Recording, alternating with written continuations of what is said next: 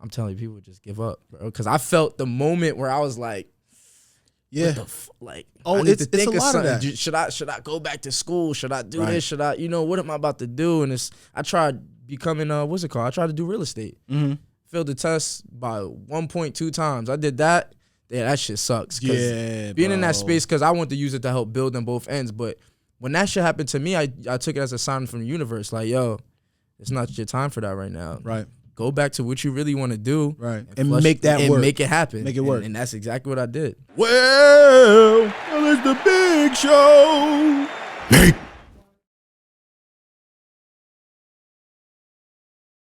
The Black Idea Guy podcast is a new business and culture platform created to serve as a compass with the ultimate goal of helping talented, urbanly influenced creatives get potentially disruptive ideas, thinking, and perspectives off the ground out and into the world, right? So that's what we're here to do, right? Acronymed as The Big Show, we hope that this unfiltered exchange will leave you with realized game, new perspective, inspiration, critical insights, and ideas that drive results. The Black Idea Guy podcast comes firsthand from a former athlete turned innovator, a multi-potentialite creative and entrepreneurial marketing mastermind, the Black Idea Guy himself, Mick Allen Brown, and a range of guest features powerful within their own right. Right? So that's my pledge. I like that. That's the black idea guy, you know what I'm saying? That's how we get it going. I like that. I like that. Now that you said that, I got to talk to you about something I need to work on as well. Talk to me. Yeah, please, man, talk to me. Definitely, man. But during this talk, I got to say this, Free. Well, I'm going to introduce the voice the voice in the face that people are hearing all of a sudden, right? But this is not a humble space. Got you. This ain't like be humble. Like this ain't that. I got to let all the guests know on the Black Idea Guy. We're defining to people what a Black Idea Guy is, and I personally don't feel like the drivers of culture, the Black idea people, right? Black and brown idea people. I don't think we gotta be humble. We got to tell people what it is. Bro, I'm gonna let you know. I've been on this journey. This last it's only been a couple of weeks. Mm-hmm. I had this idea to dye my hair. I had a bunch of ideas. I see it. Do a bunch of shit, bro. I see it. And I'm on that mission right now. Like, fuck being humble. It's my time to get to it. Tell people what I'm about, what I've been doing. I've been doing this shit, so I'm going to talk it now. Like Absolutely. you said. So this is a perfect space to do this because it's like you said, don't be humble. No. I'm tired of it already. No, so we don't. This is not humble territory, sir. It's over. With that being said, today I'm here with a good friend of mine, a collaborator of mine, another creative, another talent, free thinker, entrepreneur, designer, creative director of a lot of different things. Just outright like free thinker, free spirit, and just so happens he goes by the identity of Free. Yo, free baby. Free. Free. Big Free. Hey man, what's good, man? I'm happy to be here. Yo, man. Yo, bro, like a lot of guests, people are like, yo, Al, yo, Black Idea Guy pod. I love what's going on. Yo, I can't wait till you get like bigger guests. I can't wait till you do this and that. I'm like, yo, listen, like it's a reason, right? It's a reason why the show is the way the show. I'm not fetching larger guests or like more public figured guests. I don't need to. I don't need because the thing is, right? People got to realize, yo, the greatness happens at the level. It happens where really you are. It's like networking across, right? I'm a master networker. I think that's one of the skill sets and the traits that over the last 10 years into entrepreneurship, I've really been able to understand the value of. Yeah, and I think I'm definitely a great networker, but I haven't took it to the levels that I need to because I'm a people person. Mm-hmm. I can go in any room and talk to anybody. Yeah, you know how to control the room. I thrive. That's something I thrive off of. I always tell somebody, you could put me in any party and you're going to walk in, it's going to look like I belong there. I'm having mad fun, everybody talking to me, and I don't know anybody there. Mm-hmm. So that's the thing I think I need to work on, taking it to the level where using that to become that with the networking. It's like I already have that, so it's like, all right, now use that to actually build those connections and make it worthwhile. To build those connections that you're making and make them worthwhile. So take it more than just being a people person. Now let's network and build stuff with the people that you're meeting and not just meeting people and knowing people all over the place. I think one of the things, people get mad, right? People get mad when guys like us, we actually have people to network across with. Mm-hmm. and they be mad like, yo, why don't none of my friends do cool stuff? Or why don't none of my friends, like, why can't I talk to my friends about my ideas? Or why can't I start a real estate group or do some creative shit with my friends? Like, it's like, yo, because you're befriending the wrong people. Wrong people. You got the wrong friends. You know what I'm saying? Circle. You're in the wrong circles. Like, one, you got to really evaluate and audit your circle. Like, people don't, like, that's always essential. And the thing is with that is you can still have the same friends that don't do that, but you have to learn to step outside of that and get new friends or be in those other circles. Yep. So if you have a tight-knit group of friends that are not on what you're on, that doesn't mean you don't have to be their friends. You can step outside of that and build those connections with others as well. Right. So people don't look at that. They're like, nah, I got to stay true to my day ones. But if your day ones ain't helping you build and you can't flesh an idea out with any one of your day ones, then hey, listen, you need to find someone you could do that with. So that shit is a crutch. And like, I think people lean on the idea of no new friends, like no new friends, that whole thing. Like, yeah, right. Like it's glamorized. It's like OD, like, oh, no new friends. Oh, same circle. But like, people don't elevate in that mindset, right? You stay in the same place, acting like no you're running friends. In place, you know. But you go and stay on your no new friends, like. But it's all a method to these lyrics that we hear and all these like trends that we hear being publicized. So I mean, I think at the end of the day, man, like one thing to jump into some of the anchor points that I got going, you know, you identify yourself as free, and like I've known you in growing through your creative process, right? And growing through sort of like as we all built our identities. Right. I'm Make. You know what I'm saying? You Big Free. Like, you know what I'm saying? Throw a free behind it. Throw a Make behind the free too. Like, yo, we created these people. We created ourselves. You know what I mean? And like time caught up with the ambition. Time caught up with the energy. Time caught up with the effort. Time caught up with all of the energy that we pushed out. And here we are actually embodying, living, and like being identified as the people that we told people that we were. That we are, yep. That we are. And we are those individuals now. Like, we are. Like, what was that process like for you? You know, kind of like building yourself up and like reinvention of self. Well, for me, it was definitely a journey, long journey for sure. It's just finding what you want to do. You know, what's your path? You know, I've done a lot of things, but I like to tell people all the time what I'm pushing my message with self-investment is try stuff. Don't just have an idea and say, no, that's not for me. You will never know what's for you until you try it. So I've done a multitude of things. I've had multitude of nicknames, you know, and sometimes you want to step outside that space and recreate yourself. Facts. Like you said, and it's just owning that. Facts. When you recreate yourself, you got to own it. You can't just say, I'm this and not own it. If you don't own it, then ain't nobody going to believe it. Facts. You can tell, you can feel that energy. It's all about energy, bro. It's all about energy. So for me, too, it's like, I would say I was calling myself free, telling people I was free, but you still get them circumstances where you know, I mean, it's long-lived relationships. You know, people come up to you, yo, Drizzy, people call me Drizzy. Right. But now when you start to really step into who you are, it's like, yo, I appreciate that, but I'm free now. So when you get to you gotta be stern on that, nigga. Like, I'm free. Like, I'm saying, so in the beginning process, I wasn't like that. Right. Till I got to the point where it's like, yo, where is it? It's not even a lack of respect, but you gotta let people know what's going on. If you don't put your foot down and let people know what's going on, then they're not gonna respect anything you do. How you feel about this though? Because and on the Black Guy, we talk about a lot of stuff that like people be thinking, but like don't really be talking about it. But it's like, yo, people be knowing. Right. People be knowing. Like, people know way more than they act like they know. They know way more. Like, on social media, like, niggas will watch your story every day, religiously. They will follow your post. They will read the comments. They will see what you're promoting. They'll go to your links and then see you in person. And then it's like, oh, yo, what you up to now? Yeah.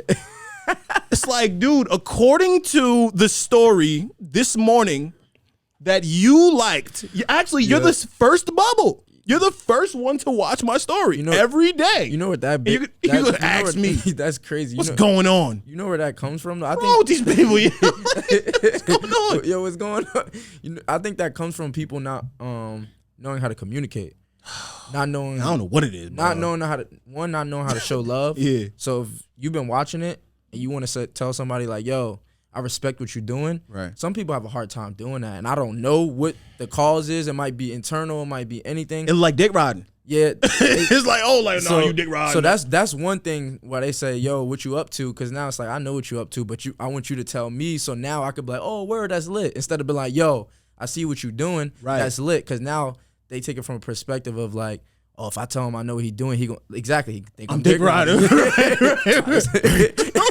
Exactly. Like, Yo, it's bad. Like, everybody, like, so basically what you're saying, based on, like, the way how you delivered that is like, yo, I can't come forth to acknowledge someone that I think is doing something really cool because it makes me look like, oh, like I'm hanging on that person's coattail. yeah. It's like, why can't I give you a compliment, bro? Just showing love. You showing love. Let's change that narrative. Yeah, you just showing love. We all need to show love. That's if somebody's doing something good, tell them about it. You know what I mean? Yeah. Like, tell them they're doing good. People- Build them up. People be feeling like they need permission to support. That's the thing. Yeah. Woo! People need Yeah. like. It's like, yo, like, honestly, I'm gonna say that's fact. It's true because a lot of times people feel like it's intrusive to be grateful or inspired. It's intrusive. Like, oh damn, if I shot this person a DM telling them like, yo, I've been watching these stuff for the last 10 years and I've seen the natural progression and the growth, and yo, I'm inspired by this. They might think I'm dick riding, bro. It's too much pride and ego, man. Too much. Too much. Way too It much. could be anybody. They could be doing anything. You can be on a higher, could proclaim higher level than that person and still be inspired by something Facts. that somebody else is doing. Facts You know what I only. mean? You can be doing something way more or be at a different level and see something and be like, damn, that inspired me. I get inspired by mad different things that people aren't doing what I'm doing. But it's like, damn, that should inspire me to create this new idea. So Right. I like to definitely tell people like, yo, that should inspire me. Yo, keep going. I like what you're doing. I like what you grind. You know, I always tell you that, bro. Like, Facts. It's build- back and forth. Bro, it's always like to see somebody that you know constantly rebranding themselves, remaking themselves, or fleshing out ideas and, you know, extending the ideas to where they want it to go. It's like, damn, that's inspiring because that's what I'm trying to do. Yeah. So I'm going to let you know that should inspire me because that's what I'm basing my stuff off as well, you know? So Yeah. I definitely like to I show think love. this is the perfect segue into a few things that we have mutually shared. So first things first, let me go ahead and break bread with you. Yes, sir. Go ahead and break some bread with you, man. How we do this? We just sprinkle our currency all on the table, bro. Like, This is what we do. dollars. We just sprinkle the currency on the table, man. These black dollars. And this is a good episode. This is a really good talk for me because what people got to realize, if you received this black dollar, if you've seen this black dollar, if you passed by it, if you heard about the black dollar, you'll notice that, you know, not only do we have DAP collectors, a hand sanitizer brand that we produced mid-pandemic, infused with lemongrass and aloe. Really smells good. Try. Definitely. You know about the vibe. Choose that. You know, I got one right in my bag. I already know. Hey man, it's the movement. This is special because not only is DAP collectors on on the dollar bill, but freedom. It says freedom on this dollar bill, right? Yes, and sir. freedom, and I'm here with Big Free, Yes, sir. and we collaborated on this currency. It's an interesting story. I want to really get into it. I want to dive into it because Oh, yeah, for it's a sure. good story. Yeah, for sure. This black dollar bill, man, we came up with this. And like it's a lot of people like have built this like curiosity about the black dollar, right? This became a thing for Juneteenth, right? And a lot of people may or may not know, but this was a idea that was bounced around. We were pinging the idea back and forth, and it was like, yo, like we were in a brainstorm. Mm-hmm.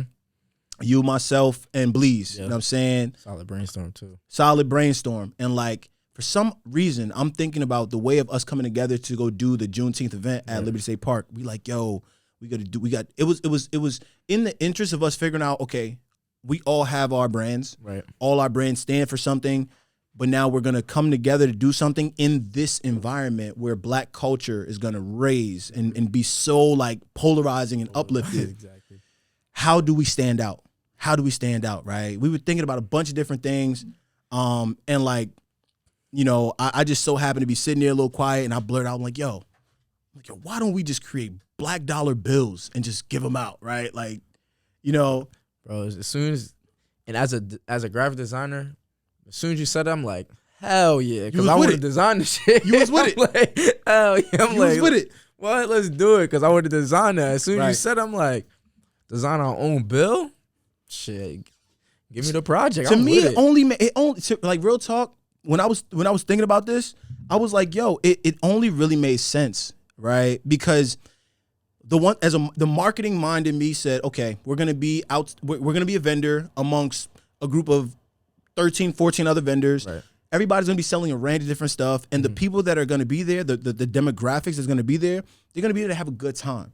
How do you cut through the excitement and make your brand or make your product, make your identity a fixed structure in that exciting environment?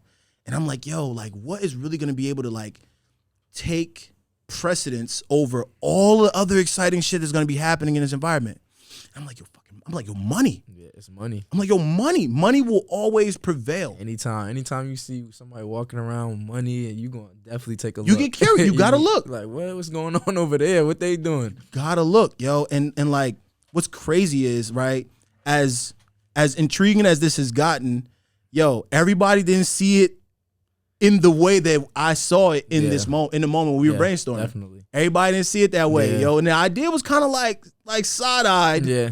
Now, I mean, like I said, I from the original standpoint, as soon as you said, I'm like, word, because I want to design this shit. So from a design standpoint, I'm like, hell yeah. Yeah. But like the actual fleshed out idea of like seeing how it will actually work and operate, or how people will look at it. Right. I definitely didn't see it that way. Right. But I mean, that was just, from the original standpoint of it. But now growing through the process of it and just seeing how people interact, or they could be sitting in a place, or I recently had an event at the studio, and they were just sitting there. Like, somebody was like, yo, what's these? What's these? What's these? Yo, it's every bit of that reaction. Like, and they didn't even say something to me first. I peeped them the whole time. They picked the stack up, they looked at it, and it was so intriguing that they were like, yo, what's these? What's these? like literally. What is this? You know, but I just started laughing because I watched them do the whole thing, and then he's like, yo, what's these? Yo, I'm like, yo, I love, like, I'm telling you, bro, like,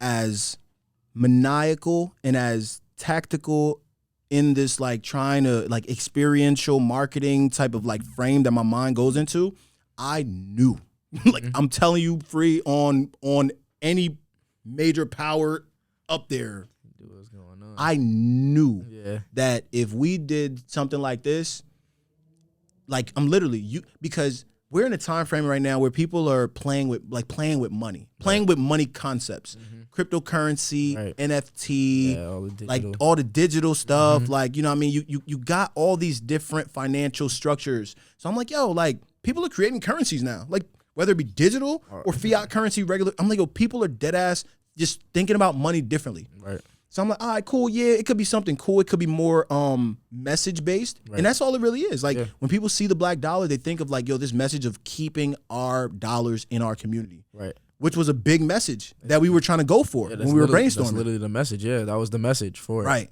And it just so happens that we found this like this mechanism that symbolized. It's crazy because you hear it all the time. Like, just watching stories, or people like displaying their stores, or telling people, hey, come spend your black dollar. They say, spend your black dollar.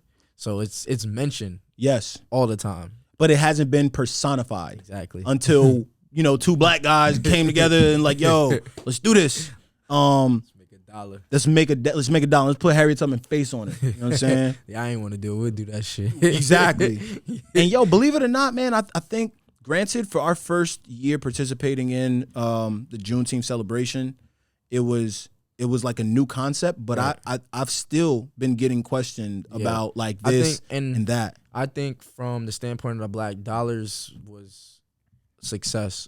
Yes. For just an initial run. Yeah. And the amount of time we had to put it together, because personally I was not pleased of how I operated myself at Juneteenth. I felt like I could have did a way better job. I could have, just displayed myself in a way better. I just, from the outside looking in, taking a step back and like evaluating how everything went, I could have did a way better job. But from the one thing I do take away is the black dollar. Yeah. Handing it out, talking to people was something that they were always interested, regardless of what I had going on, right, how it looked, everything like that. This was a focal point that was definitely a success of, you know, everybody was always intrigued with this. right. It was, all right, take a second look. All right, they don't want to stop. Yo, check out this black dollar. And then they like, oh, what? Yes, So, that's the hook. Yeah, Like, that's the hook. Yo, it's crazy. Like, that's this be the pitch, because everyone is, like, people are going to be sold to. Right. We're constantly, especially in vending atmospheres, you're in a position where you're trying to sell something, where you're trying to, like, you know, like solicit someone to come to your table. Right. But, like, if you're approaching them on a different type time, like, yo, yeah, of course, you see me with my whole setup here. Yeah. You see me with the team. You see what we got going on. You know we're here to sell. Yep. But, yo, let me introduce you to something that means more than the sell to me, bro. Yeah, exactly. Like, and then that'll melt the heart, and then they'll be like, you know, oh, what else you got over there? Exactly. You know what I'm saying? Because it's like, damn, people love that when you're to a greater mission than, you know what I mean, just trying to sell something or get you to buy something from me or support what I'm doing. It's like, hey, listen, we got this movement that's trying to support everybody. Facts. So I'm in it for everybody. Facts. Also, what I got going on, you can take this and walk away. And but I'm just letting you know we got this and we're doing this. Now, if you want to come check it out, Facts. hey, man, come pull up. I ain't never stop you from pulling up and buying something. But at the end of the day, we doing something that's bigger than all of this at the end of the day. Facts. And I just think, man, you know, for entrepreneurs, as we continue to grow, I think it's just like understanding that, yo, like, the sell is going to happen. You're here to sell, Right. but make it more than the sell. Make it more than a sell. Make it an experience, right? Yep. Figure out ways of creating different, like, parts of your brand identity so that they can attract an audience, attract that consumer, attract that fan in a different way. Yeah. I mean, they'll always try to sell. Make sure you get the bread. Obviously, go get your coin. Of course. But tie in things that are creative and tie in things that have messages that go far beyond just whatever products you're selling. You know what I mean? Yo, that's a part of being free. Definitely a part of being free. It's part of being free. You should come out with some. You should have a YouTube series called Being Free. Being free. And it's crazy because I was actually It's hard. yeah, being free is fire. Yo, I've called you so many times with, like, yo, free. I got an idea for you, free. Like, yo, I got an idea for you, bro. I done hit a couple times, yo. Shit, even the cookbook shit. Oh yeah, that's in the works. So Hey, y'all heard it here. We don't get too deep into it. That's in the works. I'm waiting for. I'm telling you. Yeah, for sure. Yo, Just really fleshing that out. Yo, I'm telling you, it's like finding pockets in places where the mass majority of the, like, attention is where you go. Like, you don't go where all the attention is. Go to the things that support where all the attention is. Gotcha. Right? Yeah. Like, so if people are hypersexualizing categories like sports, music, fashion, food, go make a cookbook. Yeah. Right? Like, go make why not make a do it anyway. Like, you do it anyway. I love it too, bro. And you love what you do. Yo, it's a form of, for me, I look at that, like, that's actually one thing that is like a form of creativity to me, but it's like I would say just like physical therapy, not physical therapy, like just a mental, you know, like just.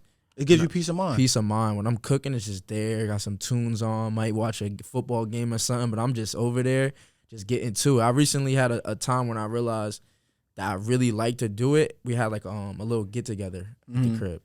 Shorty's friends was over. Everybody's having a good time. People was hungry. They was gonna order food. I looked. I'm like, we got a quick pasta, son. I'm on the stove just cooking single pasta plates for people. Right. People just looking at me, and I'm just lit, but having a good time. Like, yo, I was in your element. In my element, just Right. enjoy doing it. Somebody was like, yo, you actually having mad fun. You're not just doing that shit. I'm just like, yo, I was just having a great time with that shit. So I actually know that I like to do that shit too. And when you mentioned it, I was definitely fleshing out the ideas. Yo. But when I had that experience, I'm like, It's a go. It's a given. Definitely got to do it. Telling you, man, like, I mean, yo, like, with a grain of salt, I think one of my prophetic abilities is being able to look and gaze into people's lives, look and gaze into, especially with social media, everybody putting their life out. Everybody. I know what you like. You know what I'm saying? I know what you like. Like, I know what she like. I know what he like. Like, I know what's going on. I know about her personality. I know about your personality. I know about his personality. Like, just based off what y'all share. So, like, again, it goes back to the first thing. Like, people could walk up to you, hey, how you been? What are you up to now? Like, nigga, you know. You've been watching you watch me every day. Like, I know you know what I'm about. Like, Bro, so I should funny. ask you. You tell me what you're learning. That shit is so funny. You know what I'm Until you saying? said that today, I didn't like realize how much Bro, you actually get that. Like Dog. you said, going through, you know who's Dog. watching it. Yo, what you up to? facts. I'm gonna have a funny ass response for that. I'm Facts. thinking of it.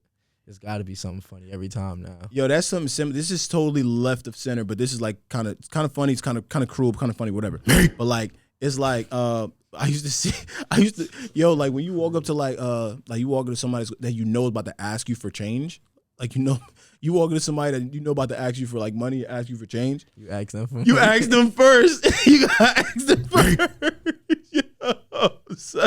Yo, that's like someone walking up to you that know what you got going on and asking you like, "Yo, how you been?" I've done that shit before. If somebody you know about to ask you for change, you walk up to them like, "Yo, excuse me, sir, can I have some change?" They're gonna be so disheveled, like, Yo, I can get $1, bro. they're gonna be like, "Who, from me? You want $1 from me?" Well, I'm about to ask you. I'm about to ask you.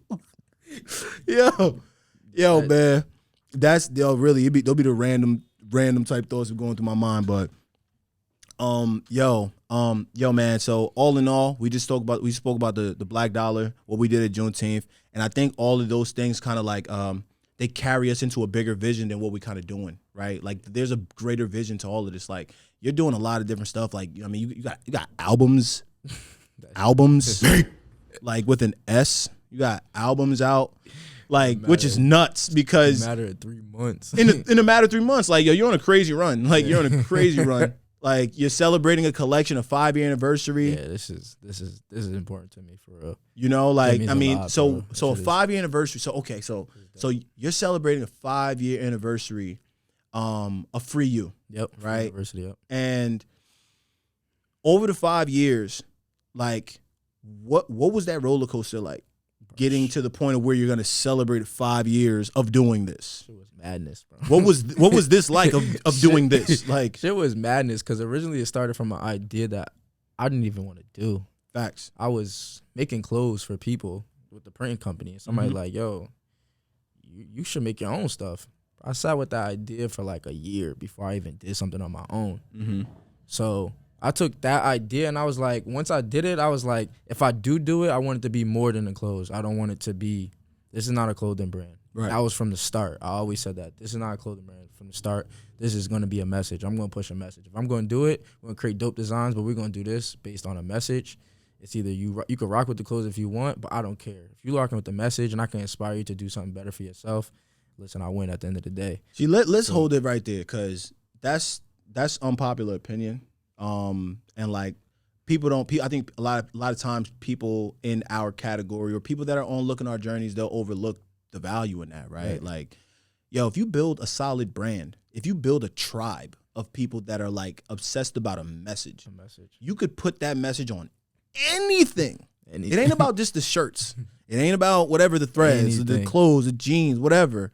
If you make someone feel, if you pull, again, I talk about this a lot on the show about like tugging on the emotional strings, right? Like tugging on hearts, like making sure that people feel the message. Mostly connected. Connected, right. Somebody's emotionally connected. They'll wear that shirt with more pride and want to wear it more. Right. They'll tell others about it. Tell others about it. Where you Everything. they'll be quick to where you get, I got this from here. They'll right. Ready to, it's like you said, tugging on that emotional. It's tugging on the emotional create strings. that emotional connection. Yep. And that's why I knew starting like that, I knew that I can go any and everywhere if that was the base and foundation of my brand.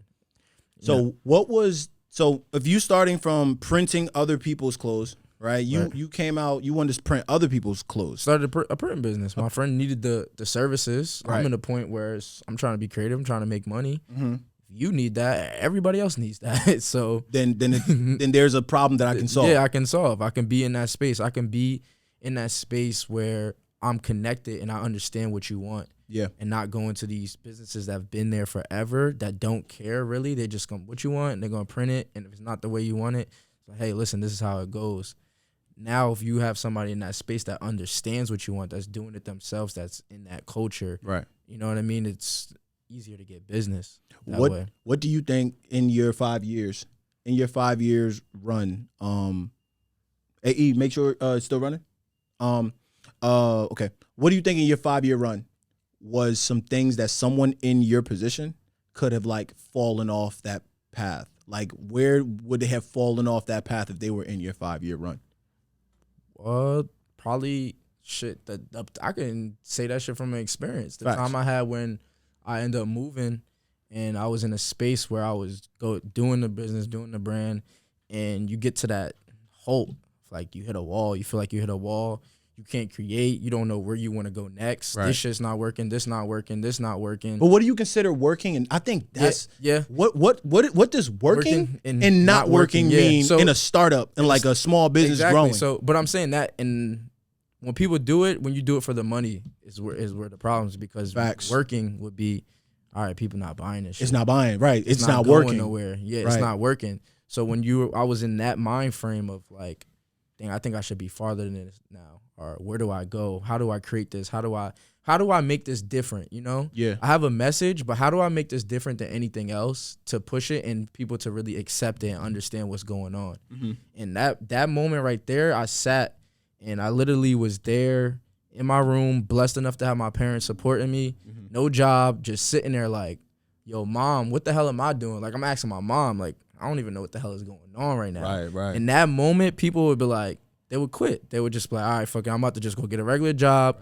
I ain't worried about that no more. I'll think of something else. Like the point where you got to ask other people, yo, tell me what I'm doing. Yeah, what am I doing? What do you wrong? see me doing? And my mom, greatest supporter ever, just is like, shout out, mom. You shout her out. She just got a new house. Fire. Talk biggest that. inspiration. Her and my pops. Talk that. But her just restart it. But yeah, just hold on, free. Yeah, mom's biggest is one of my biggest inspirations for sure. And just her being in that moment of like, you gonna figure it out. Yeah. Not like pitying me. Right. Not like, oh, it's okay, it's all right. Like, go ahead, you gonna figure it out. Like, everybody's been there at that point. I've been there at that point where I'm trying to figure out what the hell I'm going to do. Right. It happens to everybody. So don't quit. Don't think it's over for you. Just figure it out. It's going to come. It's going to come to you. Right. Just find what you need to do to get to that point where it'll come to you. Right. And then that's when I started to like, all right, let me get my ass up. Let me start working out. Let me just get a job. I started working at Dunkin' Donuts. Mm-hmm. Start working at Dunkin' Donuts. You working there for 2 months. It's like, I'm definitely not doing this shit for the rest of my life. Right. And I did start to spark. Right. So it's just like, just get up off your ass and figure it out. You know what I mean? Don't pity yourself. And I say in that moment, people right there a lot of people are just, all right, bro, I'm moving on to the next thing. Yeah. Just be suffice and okay with just working a job, or, you know what I mean? Like, working a 9-to-5 or anything else is never a bad thing. You know, everything is, people do things differently, you know, things are better for them, you know, it's okay. But that point right there, I'm telling you, people would just give up, bro. Because I felt the moment where I was like, yeah, like, oh, I need to it's think a of lot of something. that. Should I go back to school? Should I do this? Should I, you know, what am I about to do? And I tried becoming what's it called? I tried to do real estate. Mm-hmm. Failed the test by 1.2 times. I did that. Yeah, that shit sucks. Yeah, being in that space, because I want to use it to help build on both ends. But when that shit happened to me, I took it as a sign from the universe. Like, yo, it's not your time for that right now. Right. Go back to what you really want to do. Right. And make that work. Make it happen. Make it work. And that's exactly what I did. So. Yo, I think one, that's vision. We all take that vision to try to get these things off the ground. We plant these seeds. Mm-hmm. It's just one phrase that I hear. It's a quote. It says, every skyscraper began as a slab of stone. Right? Like, for real. Like, from the bottom, I think about that all the time in my process, man. Because again, like what I also want to, you know, be transparent about in the show is like, yo, like we're running mates. Like, mm-hmm. we've been in the thick of entrepreneurship for about the same time. Like, we was in college. Yeah. You know, I was in New Haven. You was out here in Jersey in school, and like we was having calls like, yo, I'm thinking about letting basketball go, bro. Like, letting it go, man. I'm like, word, what you? I'm like, damn. And at that time, like, I was running around New Haven out here just doing whatever I thought felt right. At that time, I was just trying to be. I had multiple talented ass friends around me. I'm like, shit, I'm about to be a manager and manage all these things. Yo, and figure it out. And I'm like, I need more time than this. So that was in that point when I asked you that too. And I was just like, I'm looking through my car, like, who is it that I know I can ask about this decision? Like, you know, like, yes. And I was like, damn, literally just made it. I That's just watched him powerful. go through this process of making that decision, which is a hard decision because this is what you grow up off. This is what got you to this point, would build a lot of your connections, and you won't ever want to feel like you turned your back on something. Right. And I never want to feel like I quit. No, ever. Anything. Ever. But hell no. And even my parents had questions from other people, like, how you let your son just quit? Like, he went to college, he did, how you let him quit? And it's like, I ain't quit. I did what was better for, I pivoted. I did what was better for myself. See, you see how they try to write this off? You quit. Oh, he quit. Yeah, I ain't quit. I pivoted to do something better for myself. So I took that time that I would have probably not even would have loved being there, or, you know, I'd have been just not want to do anything. You know, I got to the point with basketball, man, I would just felt like it was a burden, man. Yeah, it was in a way. When I got to that point, I didn't want to lose the love for the game. So I was like, this is the time where I realized I want to try and experience different things in life. Yeah. And I got to make that tough decision. You know, that's not easy because this is what got me to this point. I'm in school because of this game. Yeah, because of this game. Of the pursuit of being the best at this activity. At this, like wanting to take it to the next level, getting to the highest place I can with this. And making that decision is not easy, but this is one of the best decisions I made, I'll tell you, because I wouldn't think I would be at this point with what I'm doing now if I didn't make that decision, for sure. So, okay. So, would you say that the decision that you've made up until this point have put you in a position of control? For sure. And how do you utilize, or how do you exercise the control that you've afforded yourself in sort of making the decisions to kind of like take hold of your circumstance, being the captain of your soul, the master of your destiny, the whole nine? Well, I think it's definitely a luxury, but it's definitely not easy. Fact. One of the hardest things I probably ever had to do. Every single day. Every single day. You think it's like, oh, it's gonna be this glorious, I'm my own boss. Right. That shit is madness, bro. It's madness, bro. That shit is madness. But it's also a great feeling to be able to get up and do what you love and chase something. Yeah. You know what I mean? And be the person that can dictate the things that you're chasing, you know, make those calls. Yeah. I've always seen I want to own a company. I always seen I wanted to be a boss. I used to want to wear a suit and sit in the thing. I was like, I want to wear fire suits and be this and that, you know. Right. All the TV, Hollywood shit. You grow out of that shit, but it's like being able to be in that space still of being my own boss and owning something and, you know, being the head honcho per se. It's definitely a great feeling. It comes with a lot, but it fuels me. It fuels me to inspire others around me. You know what I mean? And like that's why I said I base everything off inspire others around me, man. I feel like if I can help build other people up, I can help give other people opportunities, that the shit's gonna come full circle. It always does. It's gonna come back to me, you know? Just even through my brand, just giving people opportunities where I've seen people that model for the first time for my brand become models like become whole signed models by agencies. And it's like all they said was like, yo, can I model? It's like, let's do it. Like you gotta, like I'm working with my boy now. He wants to be a DJ. I'm like, yo, I got a space.